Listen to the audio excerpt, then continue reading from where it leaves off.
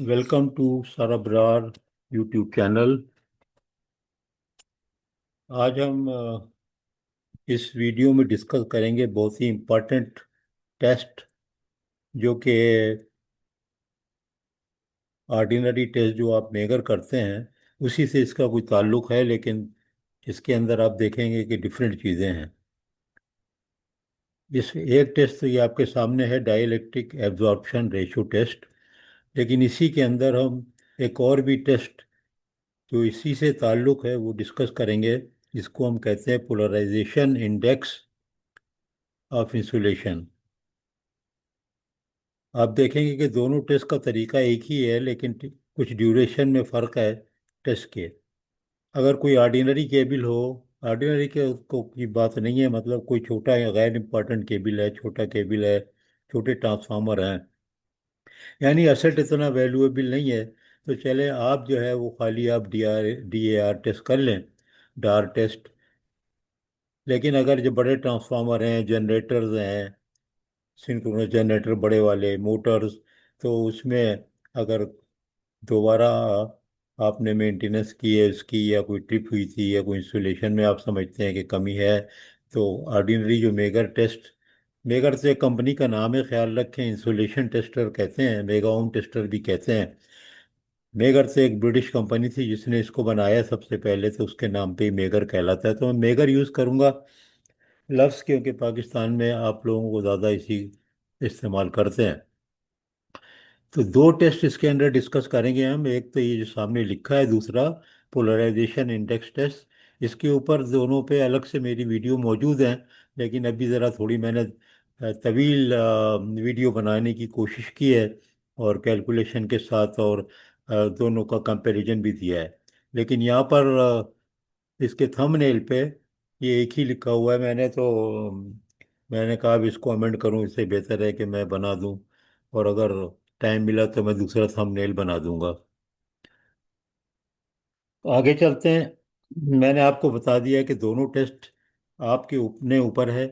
आप अगर समझते हैं कि ये सेट इम्पॉर्टेंट है, इम्पॉर्टेंट का मतलब देखें ना, ट्रांसफार्मर है, सिंक्रोनस जनरेटर है, तो उसको आप कंपेयर नहीं कर सकते कोई 11 केवी के केबल के साथ, या छोटे मोटर, या छोटी डिस्ट्रीब्यूशन। लेकिन देखेंगे आप कि इसमें कोई एक्स्ट्रा खर्चा या कोई बहुत ज़बरदस्त काम नहीं इन्वॉल्व हो रहा है, तो आप अगर दोनों भी कर लें तो हर्ज नहीं है, और अगर आप पीआई कर लें तो वो ज़्यादा अच्छा है। आपको मैं दिखाता हूँ कि कैसे करते हैं इसको।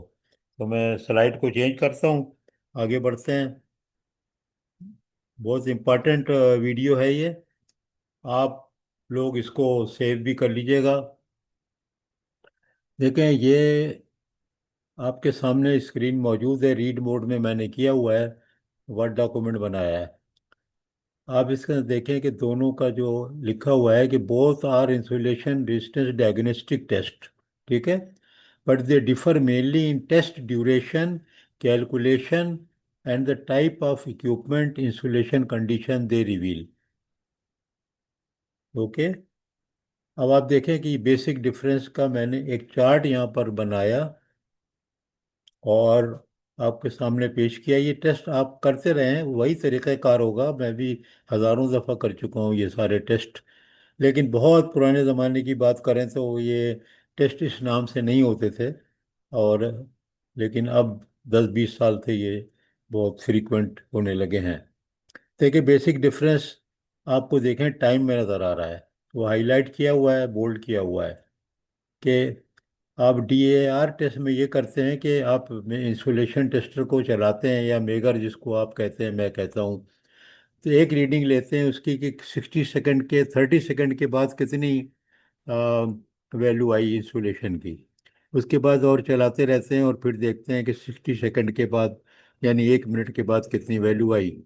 और डीएआर जो है, उन दोनों का जो रेशो होता है, उसको हम कहते हैं डीएआर। इसी तरह पोलराइजेशन इंडेक्स टेस्ट में आप देखें तो वही टेस्ट है, वही इंसुलेशन टेस्टर है आपके पास, 5 केवी का, 10 केवी का, बटन से दबाया आपने, चला दिया, 1 मिनट के बाद आपके पास एक रीडिंग आ गई, फर्ज करो ट्रांसफार्मर की,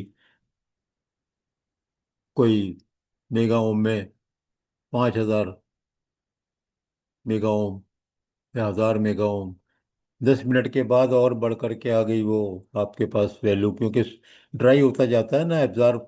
शुरू में जो करंट होता है ना, चार्जिंग करंट भी होता है, और ये पोलराइजेशन करंट भी होता है, लीकेज करंट शुरू से ही होता है, और उसके साथ साथ बढ़ता जाता है जितना आप वोल्टेज उसको बढ़ाते हैं। तो 10 मिनट में जो वैल्यू आई वो नोट कर लेंगे, और 1 मिनट में जो वैल्यू आई उसको नोट कर लेंगे, और दोनों का रेशो ले लेंगे। ये फार्मूला दोनों का आपके सामने है। अब वोल्टेज दोनों में क्या है, डीसी है, मेगर का डीसी वोल्टेज होता है। आप कोई इसमें इशू नहीं है, 5 केवी का है, 10 केवी का है। पर्पस सामने दिया हुआ है कि क्विक असेसमेंट ऑफ इंसुलेशन है। क्विक है, जाहिर है, देखे ना टाइम कम लग रहा है कि तो क्विक है, कोई ऐसी खास बात नहीं है।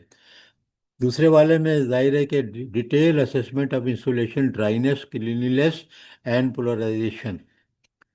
टाइम, टेस्ट टाइम जो है एक का कम है, ज़्यादा कोई खास बात नहीं है, ऊपर ही लिखा हुआ है।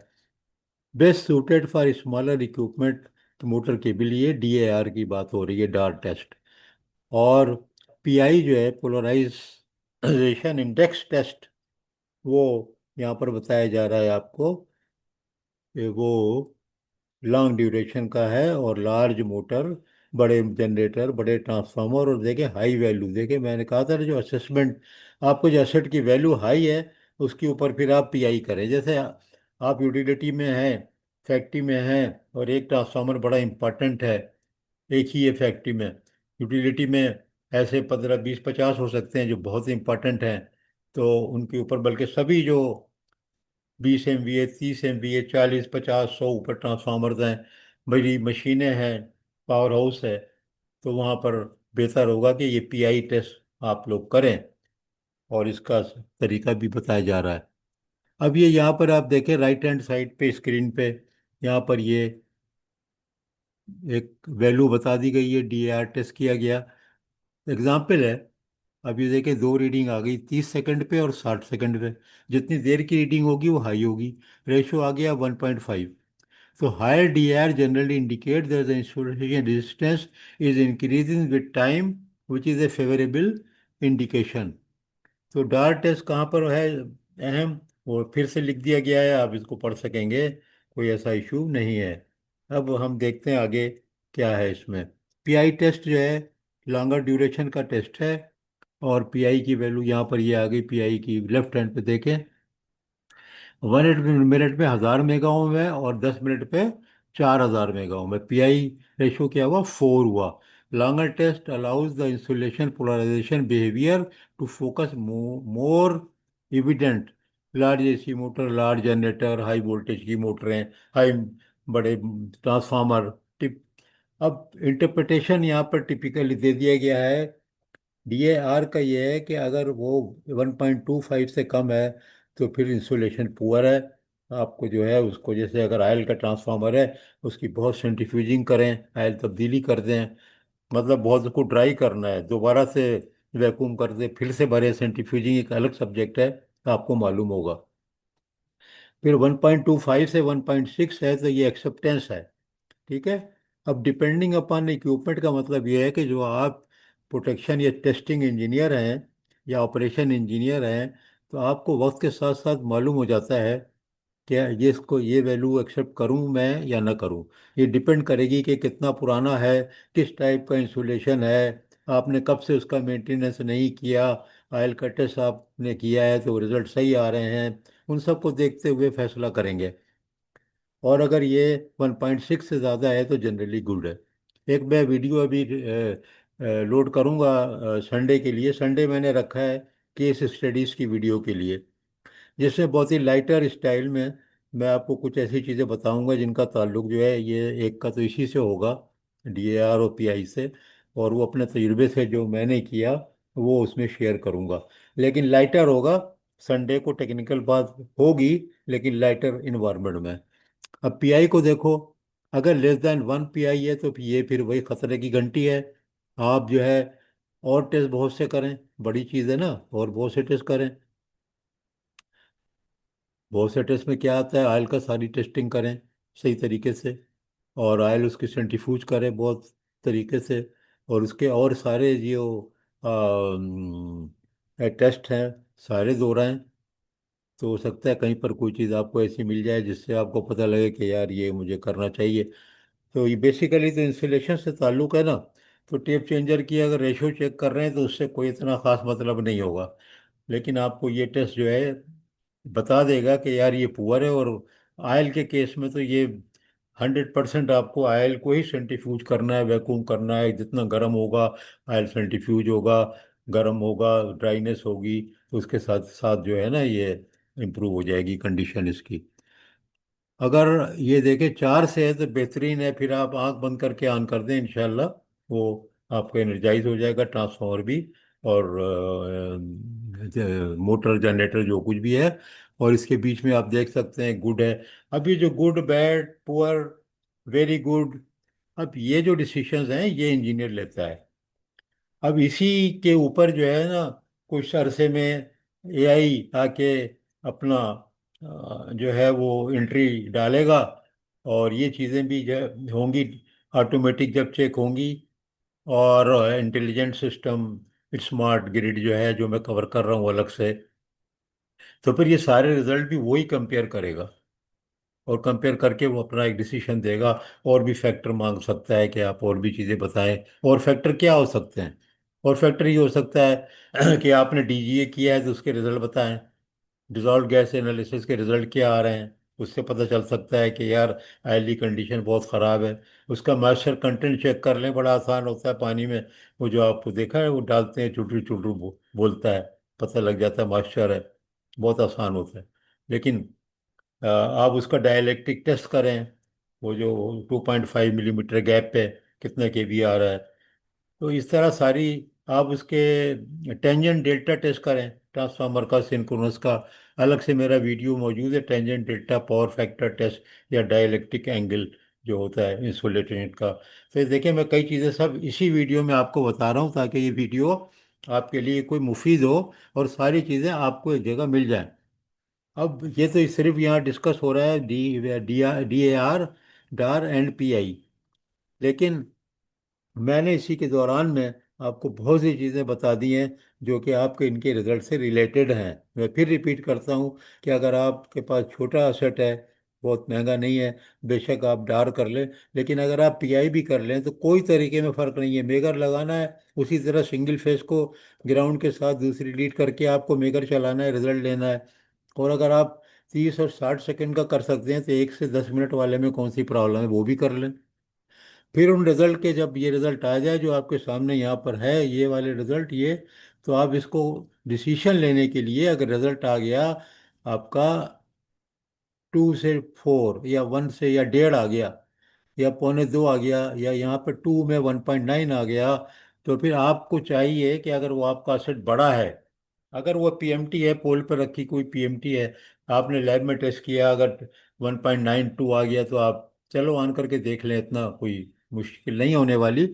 लेकिन ये चीज़ उस पर ना करें जो कि ग्रिड स्टेशन सब स्टेशन के 132 66 केवी एंड अबव 30 40 20 50 MVA के ट्रांसफार्मर हैं, या आपके पावर प्लांट के ऊपर जो है वो बड़े बड़े जनरेटर हैं सिंक्रोनस के, उनके साथ ये जो है आपको खेल नहीं करना है। या इंडस्ट्री में अगर आप हैं, आपका एक मेन इनकमिंग ट्रांसफार्मर है, बेशक वो 500 केवी है या 1 मेगा ओम का ही है, तो उसके ऊपर भी आपको कम रिजल्ट आने के ऊपर आप दूसरे टेस्ट अगर आपके पास अवेलेबल नहीं है तो यूटिलिटी कंपनियां और दूसरी बड़ी इलेक्ट्रिकल कंट्रैक्टर्स या मैन्युफैक्चरर, अगर वही मैन्युफैक्चरर को दावत दें कि वो आकर के टेस्ट कर दे तो और अच्छा है। तो फिर आप उसके ऊपर टेंजेंट डेल्टा टेस्ट भी करा लें। डीजीए जो है वो लैब में बेच के किसी भी लैब में करा लें। हर जगह तो नहीं आपके पास इसका अरेंजमेंट होगा। और डीजीए का अलग फार्मूला वगैरह करके वो जो है आपको एक प्रिंट आउट दे देंगे। डीजीए का एनालिसिस करने के दो टूल हैं मशहूर, और उन पे जा करके उन पे भी कोई वीडियो बना देंगे तो आप देखेंगे कि उससे आपको पता चल जाएगा। बहरहाल ये डीएआर के अंडर में मैंने पीआई कवर किया है। और दोनों टेस्ट में कोई मसला नहीं है, दोनों बहुत आसान है, दोनों को करना चाहिए। फिर आखिर में लिख दिया है if you are testing large generator और हाई वोल्टेज मोटर को, समझे हाई वोल्टेज इक्विपमेंट समझ लें, तो पीआई यूज़ कर लें। If you need quick insulation health check तो डीएआर कर लें। तो मेरे तो समझ में नहीं आता है कि यार 1 मिनट के लिए जब बैठ गए, आप जो है 100 मील, 10 मील, 50 मील चल गए, एक और सब स्टेशन पे पहुंच गए, तो क्या ज़रूरत है डीएआर की? आप सीधा सीधा पीआई कर लें और जो है वो 10 मिनट वाले रेशो निकाल लें, बहुत इत्मीनान हो जाएगा। क्योंकि डीआई पीआई में आपको सारी चीज़ें का जो है ना वो अहाता हो जाता है। वो इतना देर तक जब चलाते हैं ना मेगर, तो ड्राई हो जाता है। चार्जिंग करंट भी जितना फुल होना होता है हो जाता है। लीकेज करंट जितना बढ़ना होता है बढ़ जाता है। तो आप कोशिश करें कि ये पीआई को भी पीआई टेस्ट कर लें। तो मेरा ख्याल है मैंने काफ़ी तफसील से समझाने की कोशिश की है, और आपको बहुत फ़ायदा होगा। ये टेस्ट को, इसको वीडियो को आप लोग ज़रूर देखें और इसके ऊपर अमल करें। आप देखेंगे कि काफ़ी फ़ायदा होगा। तो ये इंशाल्लाह हम आज मेरा इरादा है कि और बहुत से वीडियो मैं करूँगा, बनाऊँगा, फिर आपको बताता हूँ। अगर मुनासिब समझे तो सब्सक्राइब कर दें, शेयर कर दें, लाइक कर दें, जैसे आपकी मर्ज़ी। अगर आप समझते हैं, मैं आपको बार बार बताता हूँ कि मैंने तो मोनेटाइज वगैरह नहीं किया और ना कोई ऐसा इरादा है फ़िलहाल। तो व्यूज़ तो लाखों में हो चुके हैं, लेकिन मैं तो ये सिर्फ इसलिए कर रहा हूँ कि लोगों को फ़ायदा पहुँचाया जाए, नई जनरेशन को। एज ए टीचर मैं सोचता हूँ। तो इसके साथ इसको ख़त्म करते हैं और नेक्स्ट वीडियो की तैयारी मैं करता हूँ। तो इंशाल्लाह आज दूसरी 2-4 वीडियो और लोड करूँगा, पहले प्राइवेट में रखूँगा, फिर आप लोगों को दोबारा रिव्यू करके उसको पब्लिक में कर दूँगा। बहुत बहुत शुक्रिया।